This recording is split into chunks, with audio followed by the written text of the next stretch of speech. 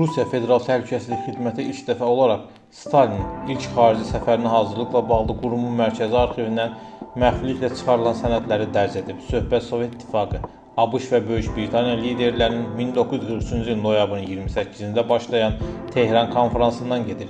Konferansın Tehranda keçirilməsi ilə bağlı yekun qərar 1943-cü ilin noyabrın 8-də qəbul edilib. SSR Daxili İşlər Komissarı Lavrenti Beryanın və Dövlət Təhlükəsizlik Komissarı Merkulovun göstərişi ilə Sovet nümayəndə heyətinin təhlükəsizliyini təmin etmək üçün bir qrup yüksək rütbəli təhlükəsizlik işçisi Tehrana yola düşüb. Bir ay ərzində onlar şəhərdəki mühüm yerləri izləyiblər, İngiltərə və Amerika səfirlikləri ilə tanış olublar. İlk addım mühafizəçilər üçün yer seçmək olub. Məxfilikdən çıxarılan hesabatda qeyd edilib ki, bunun üçün iki variant olub. Sovet səfirliyi və Tehrandan 14 kilometr aralıda yerləşən daha böyük bir səfirlik binası. Eyni zamanda binaların təmiri və konferansın keçirilməsi zamanı səfirliyin ərazisində yaşayan 126 nəfərdən ibarət 43 ailənin, o cümlədən 45 uşağın bir ay müddətinə başqa yerə köçürülməsi də təklif edilib. Plan əsasən səfirlik parkına keçən yolda 4 kəskin döngənin düzəldilməsi, eni 6 metr və uzunluğu 200 metr olan yeni yolun salınması, parkın yol və cığırlarının abadlaşdırılması, parkın arxalarının təmizlənməsi, boş ərazilərə cim döşənməsi, həmçinin parkdakı 5 su hovuzunun təmiz və şirin su ilə doldurulması, səfirliyin həyətyanı divarının cənub hissəsində təmir işləri aparılması, parkın mərkəzi hissəsində və səfirliyin sərhəd divarı boyunca əlavə işıqlandırmanın quraşdırılması nəzərdə tutulub. Konferansda əsas məsələlərdən biri səfirliyin su təchizatı olub. Səfirliyə su şəhərdən 12 km aralıda dağətəyi ərazilərdə yeraltı kanallar vasitəsilə verilib. Onların ümumi uzunluğu 20 km və 895 quyudan ibarət olub. Səfirliyə gedən yolda yerləşən 28 quyu şəxsi mülkiyyətdə yerləşib. Odur ki, hər bir quyuda mühafizəçilər yerləşdirmək çətin olduğundan Sovet səfirliyi Bakıdan 2 tanker gətirməklə dağ bulaqlarından gündəlik su tədarükü təşkil edib.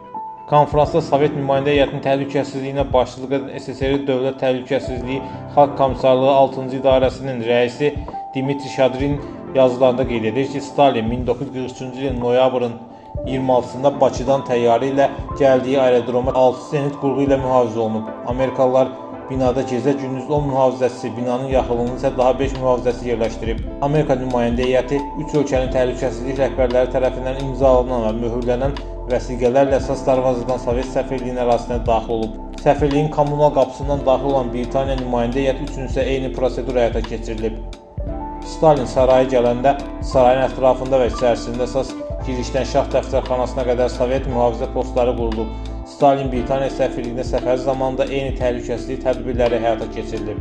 Şadivinin məruzəsində Tehran konferansının ən diqqət çəkən məqamlarından biri də yer alıb.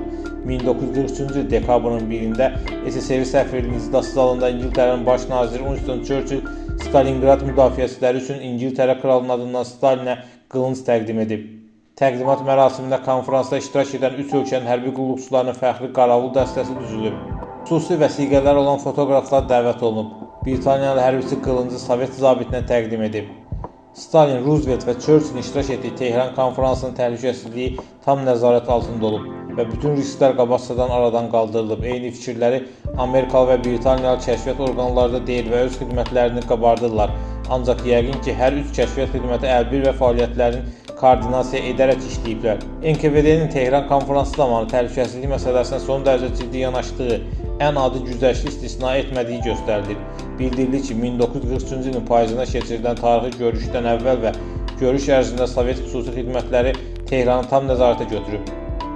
Arxiv sənədlərinin ən dramatik hissəsi isə konferansdan 6 gün əvvəl 1943-cü ilin noyabr ayının 22-sində baş verən hadisəyə dairdir. Moskva-Ryazan xəttinin Xalatugin stansiyasında Stalin istifadə etdiyi qatarın paravozunun damına 3 nəfər gizlincə minib. Sənədlər əsasən bu cinayətkar ünsürlər dərhal yaxalanıblar və NKVD-nin mühafizə bölməsinə təhvil veriliblər. Onların dərhal güllələndiyi bildirilir. Söz yox ki, bütün Avropanın, eləcə də dünyanın yarısının ağuşuna almış qanlı müharibə fonunda Stalin, Roosevelt və Churchillin üstünlüyünün həyatına təhlükə olub. Hitler onları öldürə bilsəydi, müasir dünyanın mənzərəsi tam başqa cür ola bilərdi.